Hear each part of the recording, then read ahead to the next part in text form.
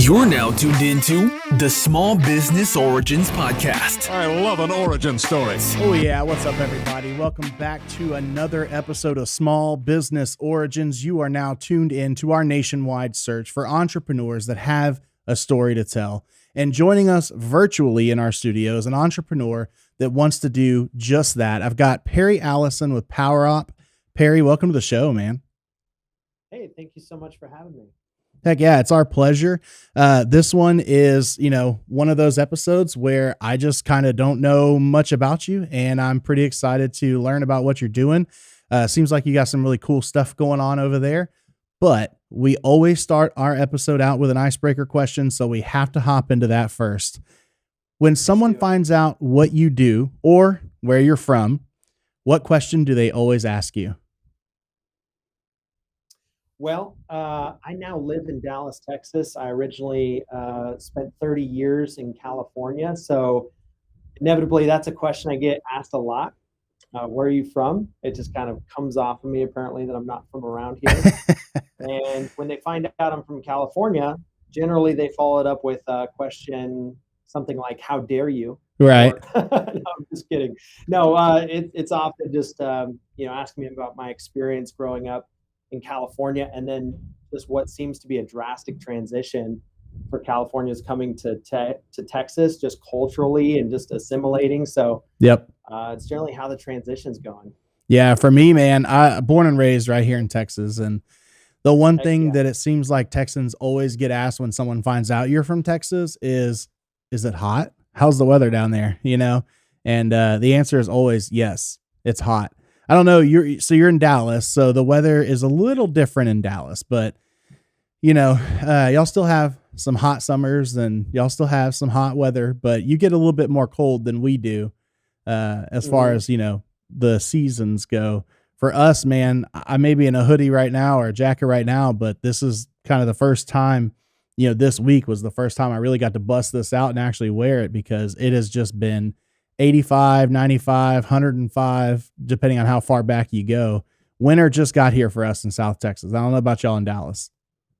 Yeah, no, it arrived this past weekend, and today we hit 39 degrees here on the thermometer. So we're bundling up, and that was honestly one of the most surprising things coming to Dallas. I expected the heat, but did not expect how cold it can get here in the winter. So that was a surprise. Yeah, man, it definitely happens. So what brought you to Texas from California? Yeah, so in 2020, everything really shut down. As you know, our industry in particular, we support commercial fitness centers. Without getting too much into the business side of things, we support commercial fitness spaces. And so our customers were shut down for the next 18 months. Yep. And that really prompted this moment of decision where it's like, okay, we got to go to an open market, go to a place where customers are open and need our services. So that was a big piece. And then we've got young kids, so being able to bring them more into a community with other similarly aged families and getting them into good school systems. So those are a couple items that definitely brought us over. Yeah, I will say, of course I'm biased because I grew up here, but Southern hospitality is a real thing in Texas. And I have some of the best relationships that I've ever made in my life with neighbors who started out as strangers. And it's like now they've got the code to my garage door. They've got the code to my front door. And I kind of trust them with my life, and like you said, especially having kids, I've got 3 of my own. And it's like, hey, it's nice to have someone I can rely on where if we're in that emergency situation, I could say, go to the neighbor's house. And I don't have to be concerned that something's going to happen to them. I loved Cali. We visited, of course we were like South LA, SoCal. And it was beautiful weather. The weather was amazing. And from what I hear, stays that way all the time. Definitely though, the culture was just a different reality. Like it was 100% different. There were some very nice people there. Don't get me wrong. But it's just not as warm and welcoming as Texas is. That's a fact. I think everyone kind of stays to their own business. But what was really nice is I think I enjoy being in Southern California now more than I ever did when I lived there. It's almost like if you're living in the cake, you don't know that it's cake right until you step out of it and you get some other variety. And now just kind of with that experience, being able to go back there, visit, really enjoy the weather, because it's a luxury, and enjoy the beautiful landscape, the variety of things to do there. So I actually really like the dichotomy now of living in Dallas and being able to still have those roots in California. All right, y'all, I have to stop and take a second to talk about Beefy Marketing because, as always, this thing would not happen without them. Beefy Marketing is a podcast resource for anyone, no matter where they're at in their podcasting journey. From starting a podcast and needing branding to needing an extra hand with editing and show notes, they have it all. They can help plan your show, create artwork, intros and outros, record episodes, edit episodes, and so much more. On that note, if you haven't checked out the Beefy Marketing channel on Spotify or Apple Podcasts, there's a variety of shows out there for anyone's taste. According to the Castles is one awesome show Amy and Trey do. They talk all about faith and family and fitness. So if you're looking for that lifestyle podcast, man, they really are right up that alley for somebody that just wants to talk to someone that's in the same journey as them. Then, of course, we've got Business Growth Hacks. Business Growth Hacks is an awesome podcast for people who are looking, business owners specifically, that are looking to hack their marketing and learn all the things that marketing agencies like Beefy is doing for you absolutely for free. So that's a resource for business owners that you have to hit up. And then finally, last but not least, Sailor Jimmy Show. Man, the Sailor Jimmy podcast is your one-stop shop for raw takes on current events, sports, news, and everything in between. Check out that channel and talk to Beefy Marketing about getting your podcast started today. All right, so normally we're going to jump right into who our guest is, right? That would normally be my next question. But man, I heard that you're doing some type of event, a toy drive of sorts for like 100 kids or something. And I know that, thank you so much for offering to send. Beefy Marketing here is doing our own toy drive, Toys for Tots. We've got 2 big old boxes. We've got reels on Instagram you can check out. And you have graciously decided that you're going to mail us a toy that we can throw in that. So thank you for that. But tell us all about what you're doing for the kids up there. Heck yeah. And this is the 5th year that we've participated in this event and partnered with the Big Brothers Big Sisters organization of Orange County, Southern California. I'm a big brother. I have a little brother that I have a relationship with there through them. And it's just their organization's been fantastic with supporting fatherless children or disenfranchised families with mentorship. And then during the holiday season, they actually sponsor about 500 kids in Orange County. So we've taken about 1/5 of their children. And man, when I say it's one of the most rewarding things that we do as a company, one of the greatest team building things, that is not an understatement, because we actually deliver the gifts to the kids themselves on the day of the event. And it's just been tremendous. And a couple of years back, not to go into a big, long story, but we did this same event 2 weeks later. Long story short, my family and I found ourselves in a situation where we were in the hospital with my son, possibly looking at some very serious situations. It didn't turn out to be, thank God, but police officers actually came into his room and donated a gift to him and gave him a gift because it was right around Christmas. So it just hit me like a whirlwind, just the impact that it makes to see that people have gone out of the way to donate, to care about you when they don't have a relationship with you, and just the type of impact that can make, and the message it sends to kids as they grow up, realizing that people have sacrificed in that way is tremendous. So well done to you and your team for participating in that as well. It's just creates such tremendous impact. Yeah, man, community is important, I think. And I would say that most successful businesses probably realize that and give back in some way. And it's something that comes natural for us. That's why we do this podcast. It's like your business may be doing so well that you don't need any help. But the point is, we still want to be here to be a resource and provide these stories to connect with audiences who hopefully enjoy listening. They come back every episode and listen to some more. And then on top of that, kids, man, they are the only, well, I would say animals too, kids and animals, like they do nothing wrong for the most part, right? They deserve to be taken care of. They rely on us. And it's like, we have to step in as adults in this society to take care of these children, because even though some of these kids may have parents, they sometimes just can't take care of them the way that they need to, and they need a little bit of help. and there's nothing wrong with that. It's a great thing to do. So I'm happy that we're involved with Toys for Tots. I'm happy that we have those 2 big boxes up there. I hope we fill them up before it goes.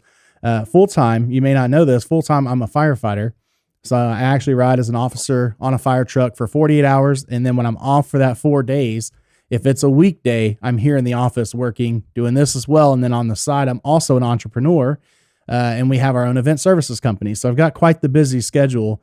But at the firehouse, we have a really cool one we do citywide, and it's Holidays with Heroes. And so we take all of our public works employees, our fire department, police department, and even partnered with Northwest Community Health, our EMS partner. And we get all these emergency vehicles in a long caravan. We load up, I think it is somewhere around 100 kids or so. We load them up and we just take a whole caravan to Walmart, and each kid gets to spend about $300 at Walmart buying whatever they want.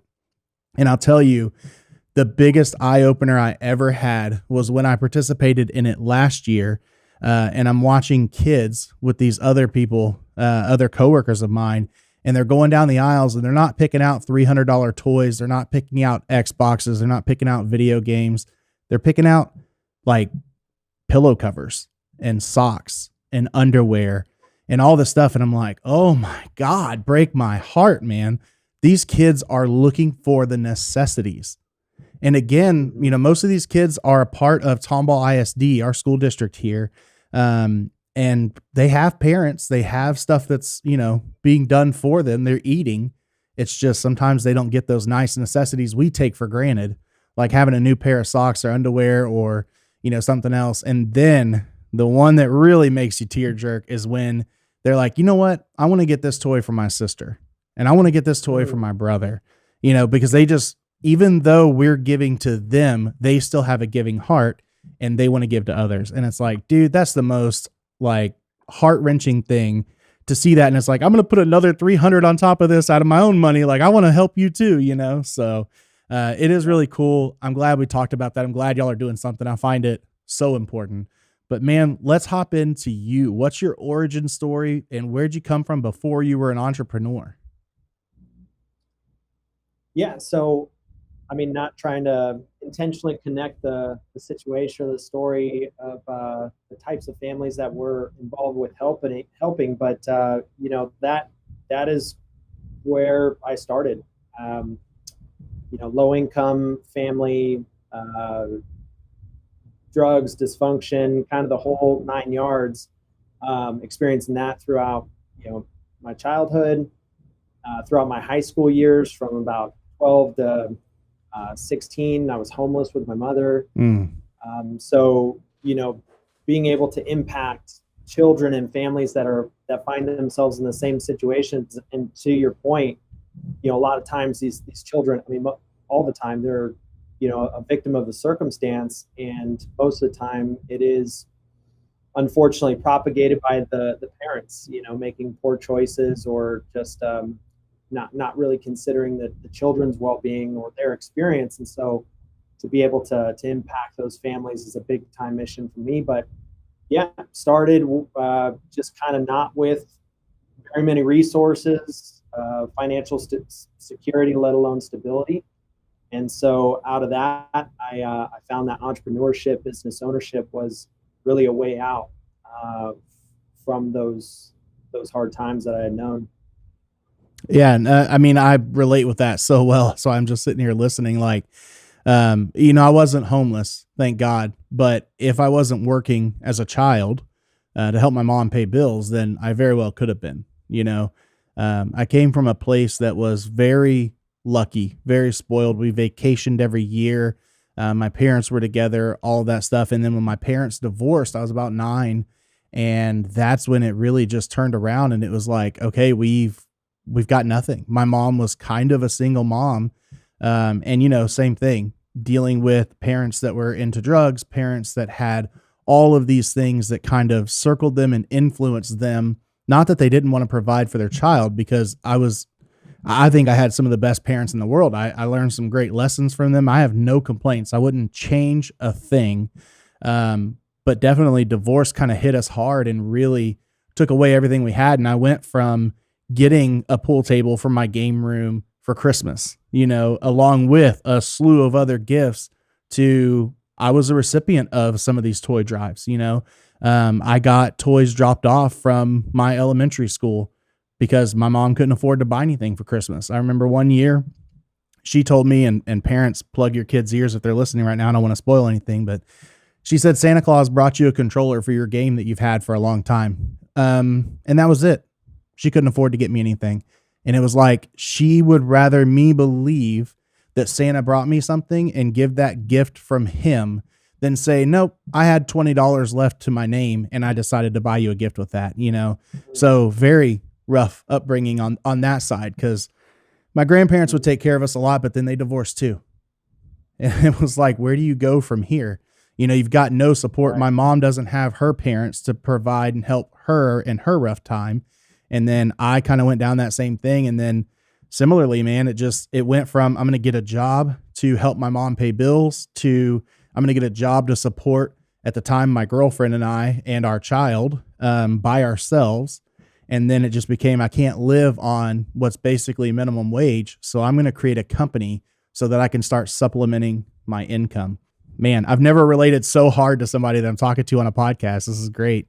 It's bad for us, right? But no. And what's great, like you said, you're like, well, I don't know if my story is like yours. And truthfully, like, my story isn't going to even compare with others who are listening right now, or some of the people that we try and impact through the toy drive. Like, their situation is far worse. And so I think the valuable thing, and with the podcast that in your audience here, is what's so powerful is being able to connect people's stories and say, look, you may not be able to relate to Perry, but Sam next week, you're going to find connection with them and their story. And that's what it's all about. Being able to give back from your story, allow somebody to be able to connect with your experience and see what they have done with that, and know that it's also possible for you to make that change. And that's just the impact we're trying to make. And likewise, I want to change a single thing, not the struggle of it. The struggle is what has created the fuel for the progress. And so all of it, now in hindsight, is a blessing. That you just, if things would have been different or a little bit easier, more comfortable, I wouldn't have become, this version of myself now. So 100%. And that's one thing that kept me going too, was knowing that I don't have it the worst. There's people out there that would listen to you and I right now and be like, wow, they don't know how lucky they had it. And it's like, no, I do. Yeah. I know how lucky I was, but I just never forget where I came from either. So that's right. So whenever you transitioned out of that stuff and started doing the entrepreneur journey, where are you at now? And what is this company? Tell me about it. Yeah. So I started my primary company, my first company, in 2009 when I was 19 years old. And it was a service company. I started with $0. I was fixing exercise equipment. And so basically I could do a thing that was valuable and in demand. So I did that as much as I possibly could, started to hire a few people. And then in 2018, I really came to what I call a operator breakpoint, where you just basically run into this wall where you're expending all of your energy, all of your mentality, all of your mental energy, your physical energy, like everything is just absolutely maxed out. And so I realized I was a business operator, but I wasn't a business owner. Mm-hmm. I wasn't a leader. I wasn't an entrepreneur. I wasn't leveraging the resources and information of other great business owners. I was just simply trying to run at my max. And, that's where I realized, hey, I gotta leverage other people here. If I'm going to grow, or just regardless of growth, like if I'm going to be happy again, because in 2018, making the most money I've ever made in my life, I was my most frustrated that I've ever been. And that includes my upbringing and all of that. So it was just such a trap that I set for myself. And so now, I understand that a lot of business owners find themselves in that very place, that hamster wheel, where they're just sustaining the day-to-day. They think that they're the only ones who care and can do what they do. And it's really, it is really sad. It's not something you'll see on a commercial to say, help the business owners right now. But, business owners, they're the backbone of our society. They make payroll. They prop up our economy, or our economy suffers because small business isn't doing well. So my passion is to support business owners with those tools, mentalities, and perceptions that were so pivotal to me to get them out of the hamster wheel.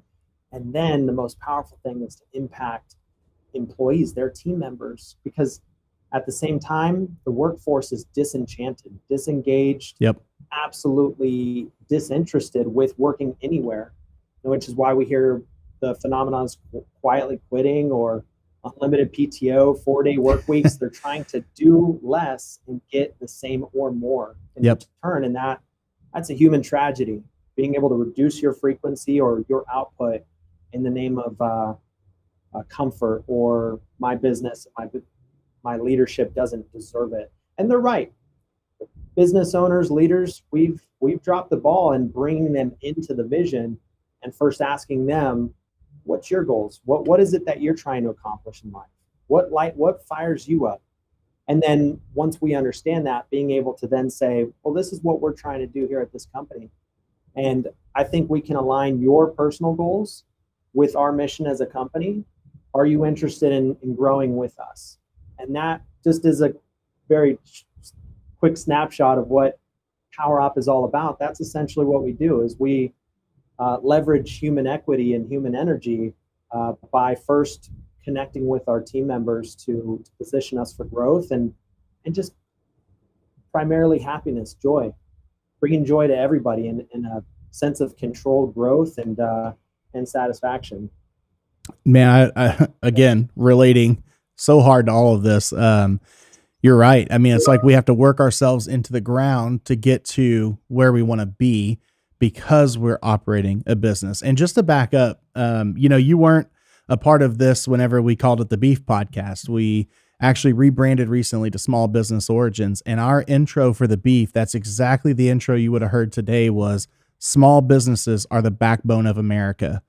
And it rings so true. And that's why it broke my heart a little bit to lose that intro, because you're 100% correct, man. Without small businesses, where do you go? But unfortunately, for a lot of small businesses, that is what you are. You're small. It's a one-man team or a couple of people. It's something that Beefy went through for quite a while, having just Andrew at the helm running everything, and then realizing I can't make the sales and do the design work and create the websites and do all of the social media management and do everything else that comes with marketing. It's like, I've got to hire a team. So we've got people doing the production side for our video and audio and, podcasting or whatever that may be, people doing the design work for our graphic design, people doing the design work for websites, someone handling social media. Everything is split up to where you've got people in a team. But what is the difference between using someone like PowerOp and then hiring everybody in-house? So we're still going to need to hire folks in-house, but it's a matter of perspective. And what I found is that, especially coming from an upbringing where you don't know financial security, then suddenly tapping into a business, a vein in a sense. And so now you're starting to make money. What I found for myself is that you start worshiping the income. You start holding the capital that you're raising on a pedestal as the goal. And so I realized, okay, wait a minute. No, that capital that's coming in needs to be reinvested back into the business. And the goal actually should be impacting and developing our people. So it's that, it's as well as relinquishing control over the most senior level operations and processes. I thought I was the only one who could do such sensitive operations in my company until I realized that I wasn't that special. A, B, my team saw that I wasn't trusting them to do these essential processes. So they felt like they were outside of the intellectual priority of the operation. And three, I wasn't setting up these processes to be simple, repeatable, and the training wasn't available to be able to onboard them into those special processes. So a lot of it is a matter of, yes, of course, systems and perspective on how we approach processes, but the foundation of why business owners get stuck in that hamster wheel of I just got to do everything is surprisingly enough, and this kind of blew my mind realizing it, it is a scarcity mindset. It is a matter of, if I relinquish control in this way, our business is going to suffer. My team is not going to do it correctly, and we're going to take several steps back. But really, it's in that releasing of the roles and responsibilities is when we actually position our organizations to win and tap into real engagement from our team, where they start to see their identity and their mission aligning with the company and the success of the company, not the success of a business owner, or I'm just here to make that person successful. Yeah. Getting that buy-in is difficult when you have that mindset. And I'll tell you, I hate that I always have to kind of rely back on Beefy, but in the corporate world, that's really not the only experience I have, but right now it's the most current experience that I have. And that's something that I've found that's so different about here versus other places I've worked, is that, of course there's rules, right? There's policies, there's a procedure for everything that's done here. But what's so different is that it's a connection between all of us as employees, including the CEO of the company, to where, this isn't one of those things like, man, I made a mistake today and now I'm going to get a write-up in my file. It's like, no, you made a mistake and here's how it cost us. And what are we going to do to improve that? And then we find that improvement, and then it's like, cool, want to go get a beer?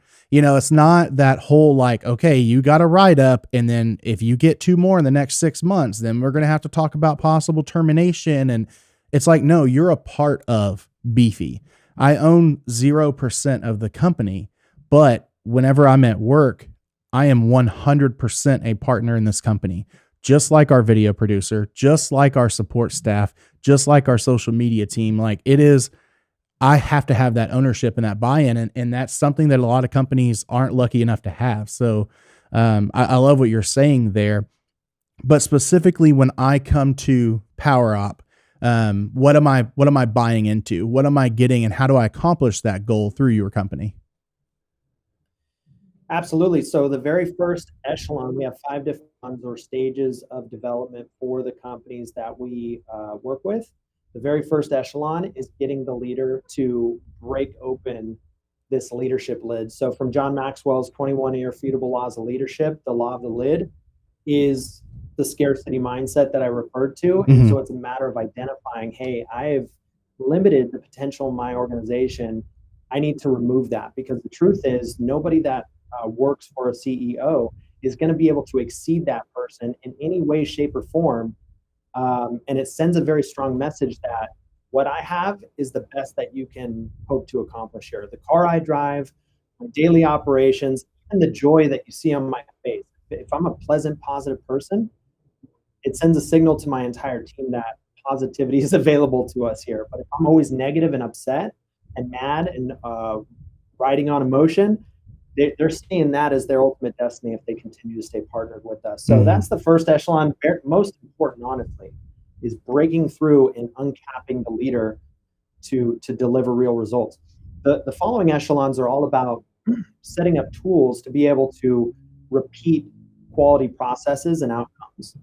And so I love what you mentioned in terms of Beefy. It is very apparent, just basing on your description there, is that the purpose is really well communicated. This is why we exist, and most organizations don't do a good job of that. So we first have to align our team's own personal goals, their professional, personal, and financial goals with the mission of the company. So essentially they have their goals, which are the road. My company at best should be the vehicle that they decide to get into. I like that. To go down that path. And so once that is set up, the purpose is really important to establish. Why does this company exist? And how is my participation in it daily making the world a better place? I love Starbucks. Their goal is not to serve coffee. Their purpose is to impact the world through positivity with 1 cup at a time. And so it's those big missions and those big visions to get people excited, because man does not live by bread alone. That means people don't work for money alone. There's purpose, and there's a mission that's necessary for people to really truly engage. So yeah, it's a matter of alignment in a lot of critical areas to get real buy-in from team members. And then the other half of Power Op is the actual functional tools to be able to repeat quality outcomes. Gotcha. So is this mostly like coaching and consulting, or is it, a software, or is it a hybrid? Yeah, so it's a mixture. It's definitely a hybrid of sit down, go through all of your current data. Where do we stand today? And then being able to strategize where that owner wants to be in the future. So we have a few different packages depending on what type of involvement they're interested in us supporting them with. Mm-hmm. It's a coaching platform as well as tools and the different resources, softwares to bring it all together. So it is a culmination of several different business strategies that have been proven. It's essentially the specific cocktail, if you will, combination of effective practices that have made my organization successful and now runs independently. So my leadership team runs the day-to-day as well as the top level growth initiatives for Premier Fitness Service. And I've pulled out completely from that organization. So ultimately we have practiced it, we've implemented it, and it continues to work effectively. And being able to deliver those same results to other business owners is the objective. Yeah, that's the dream, man. And I love what you're saying because, we've had some life coaches on this podcast, and I think that it's so important. People don't realize it's like you need a mentor, you need a life coach. And when it comes to business, how can you tell me you don't need a business coach? Because where did you learn it from? Did your parents tell you everything you needed to know about business when you were growing up? Or did your parents tell you, like my dad, he taught me everything I knew about entrepreneurship in the 90s and early 2000s, but he didn't tell me a damn thing about 2022. So how can I take all the lessons he told me and use that today, where you have someone like you who enters the picture and it's like, hey, I've already fought this battle and I've already gone through all this stuff. So do you want to fight it and spend a whole bunch of money learning these lessons yourself? Or do you want to give me a little bit of money and then get coached through that process? I think that business coaches and life coaches are absolutely invaluable. Like you can't, probably one of those things, like the more money you spend, the better you're probably getting of a product, because, the information is just so vast. I don't know if you've heard of a little company called Hydro Flask, but, huge company. Of course, I'm joking. Huge company that makes these tumblers and stuff like that. And I had the founder on my show, and that's, kind of similar to what he's doing, is not, business coaching, but he's saying, I went through all that manufacturing process making this product. And do you want to spend all the money flying to China to figure out how you're going to get everything made? Or do you want me to give you the blueprint for a lot less money? And it sounds so similar to me with you. It's like, hey, I'm super successful with a company that I make money on that I don't have to be at every day. So I can focus on teaching you how to do the same thing. And I really do. I like that. I know that we kind of got on a tangent with Power Op, but so tell me a little bit about Premier, like how you kind of started that, grew it, and how you, I don't know, maybe you can connect it to how you wish you had somebody, like a Power Op back then that could have helped you out. Yeah, absolutely. And that was the organization I started when I was 19 years old, going in, fixing exercise equipment, maintaining it, and just over time, with experiences, getting punched in the face, learning from those moments, being able to modify is obviously how I incrementally grew as a business owner. But again, being able to have that guidance early on would have been helpful. But that organization grew from just a service-based transaction to ultimately with some capital being created, because I couldn't afford it at the onset, and credibility being created in the market with our customers. It grew to where now today it actually is responsible for designing and conceptualizing new fitness spaces within hospitality. So hotels, apartment communities, corporations, professional sports teams. And so we basically facilitate these unmonitored fitness spaces so that users can come into a very comfortable, intuitive, inspiring fitness space. And so I would say, yeah, right around 2018, when I hit that wall, is when I really started to prioritize good business content from those who have done it before. And I think the one thing that really stood out to me as I engaged with that is wasn't necessarily every new piece of information I learned, but there was quite a number of concepts or tactics that I utilized that actually had a name for it. And so that was almost just as powerful, realizing I had a tool that I already possessed the tool, but now actually learning how to use it and apply it effectively was a massive difference. So it wasn't always just the new information and insights I received. It was also learning how to more effectively use those traits that I'd been operating with. And so, PowerOp, to be able to bring it all together for businesses, I would have easily cut my lead time in half in terms of building my organization up to this point had I had that resource. Yeah, I'm telling you, man, business coaches, mentors, you got to have somebody. It's just like a parent. Your parent went through a bunch of stuff, and I fight that battle every single day with my kids. They start getting rowdy in the house, and I'm like, hey, calm down, settle down. You're in a home. And then they slip on the tile and they hit their head, and I'm like, this is what I was telling you about. This is everything I was trying to warn you about, and you didn't listen. Yep. And I bet it's got to be frustrating seeing companies go through some problems where you're like, hey, I tried to tell you, I tried to sell you, you didn't want to hear it. Kind of the same thing. It's like I can just steer you away from certain areas and get you in the right spot. Is PowerOp like a monthly expense for me, or is it depending on the echelon that I'm in? Is it a one-time fee and we kind of get there? Or I know sometimes that, it could even be like an hourly agency rate depending on what you need, just kind of go through that. Obviously, I'm sure pricing varies, but what am I looking at roughly if I wanted to do something like this with you? Absolutely. We have programs that range from just a 2-day crash course. We call it the Course Correct. Just a deep dive for me to come in and support businesses, being able to observe their culture, observe their processes, and for me to just give them those quick bite-sized bits of value that in and of themselves that is incredibly impactful. And then that follows up with a report where we provide them with exactly what we saw and execution points that would provide them with the most impact. While there might be a lot of other areas we would comment and support them with, if they're just looking for the high notes, that's a 2-day experience. And then we have everything that ranges from, top level deep dive where we're coming in for 3 months and working with them directly to get all their systems up to speed and at max capacity, and then everywhere in between. And it's a combination of of our coaching platform, being able to get them interacting with these pivotal concepts and put the wheels in motion for them to build it out for their particular use case, as well as regular mastermind calls, being able to brainstorm the actual details of their specific situation, their market.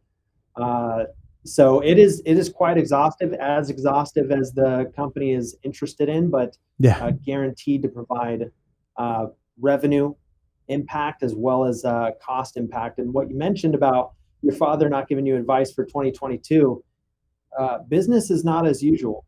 Over the past 5 years, but most specifically the past 3 years with COVID, everything has been expedited and we are in a different digital business world, which is really exciting. Very exciting for those businesses who are evolving and perceiving what's happening.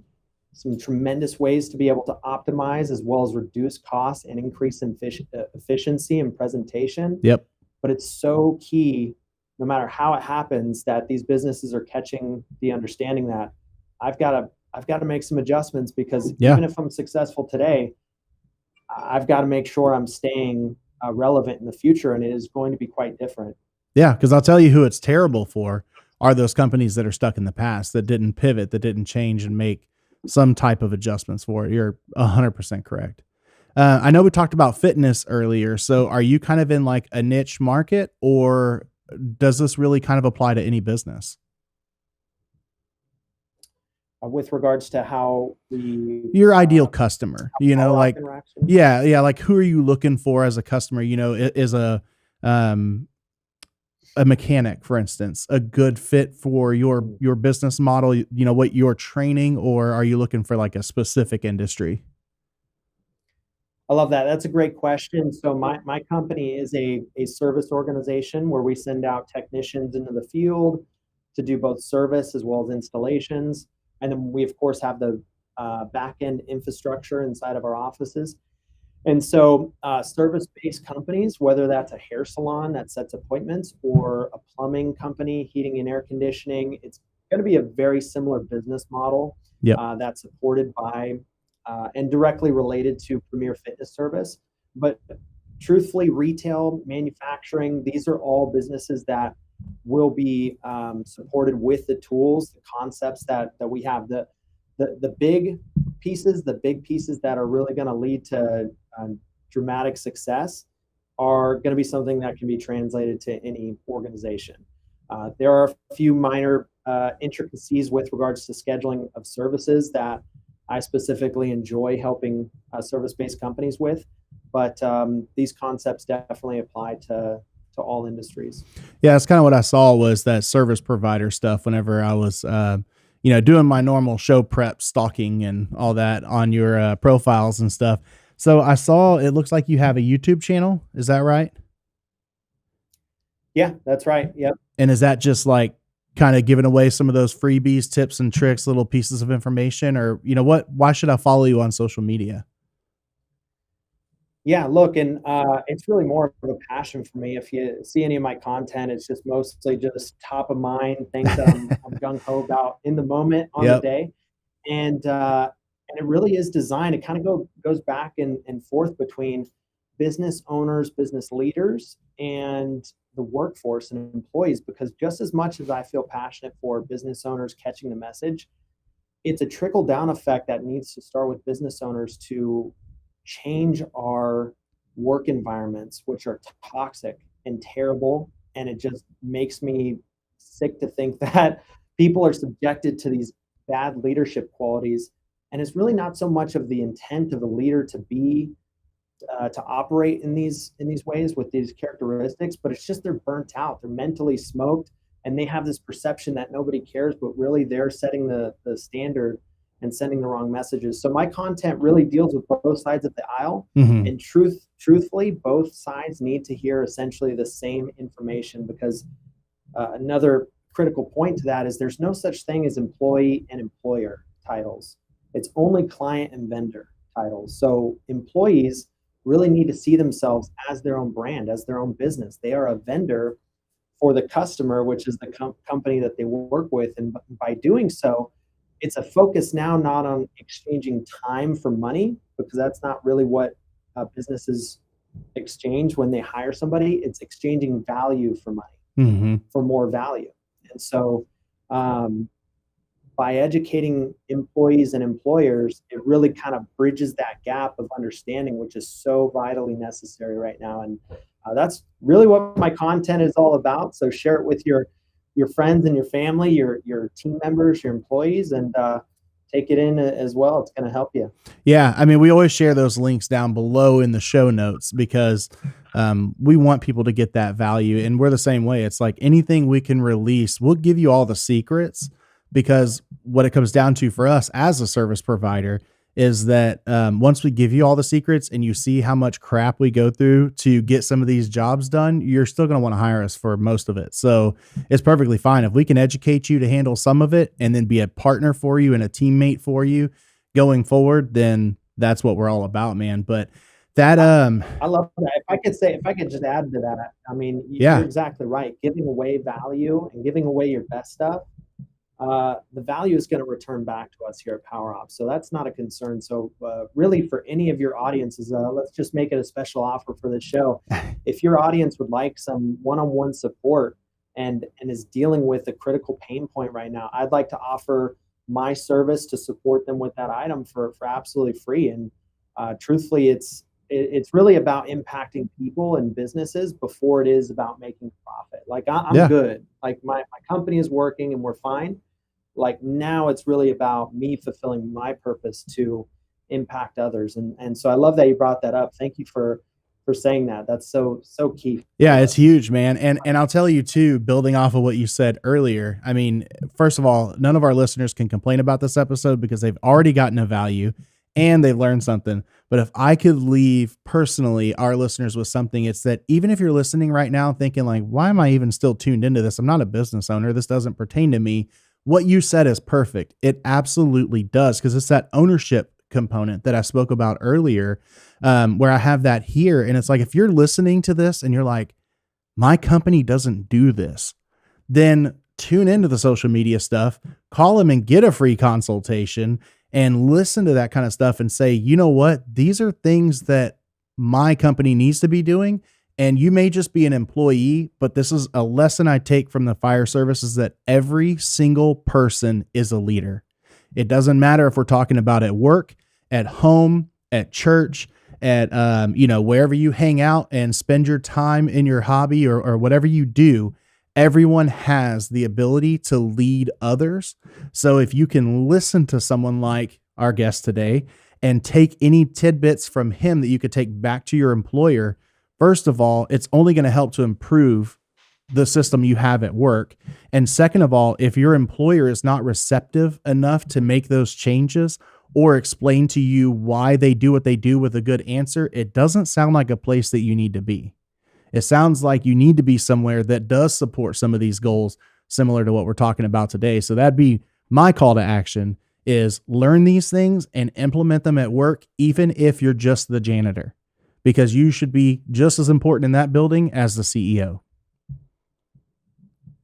I would just say too, if there's anyone listening right now that's not a business owner and you're tuned into this type of content, and you're not quite sure if you can make it as a business owner, like, go ahead and just check that box. Yeah. Like, I wish somebody would have told me that as I was building my business. Just by nature of you tuning into the content, being interested in it, and being able to wrap your mind around the significance of it qualifies you to do big things. There's definitely a lot of hard work moving forward to make it happen, but the bar is so incredibly low right now. Customer service is almost non-existent. There's so much opportunity out in the world right now, especially as things get shaken up.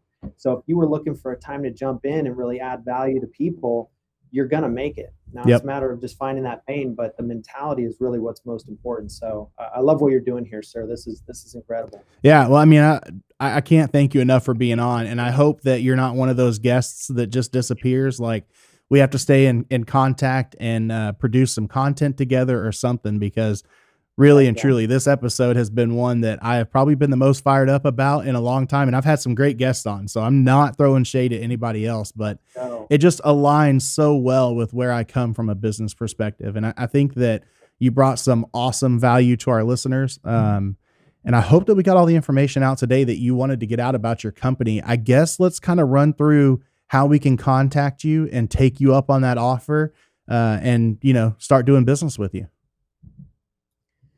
Absolutely. Just go to our website, powerop.com, POWEROP.com, and just send us a chat, hit us on contact, reference this podcast, and we're going to know what you're all about. Perfect. Well, Perry, thanks for coming on here, man. Thanks for dropping all these knowledge bombs on us and being a part of it. Truly, we did enjoy this quite a bit.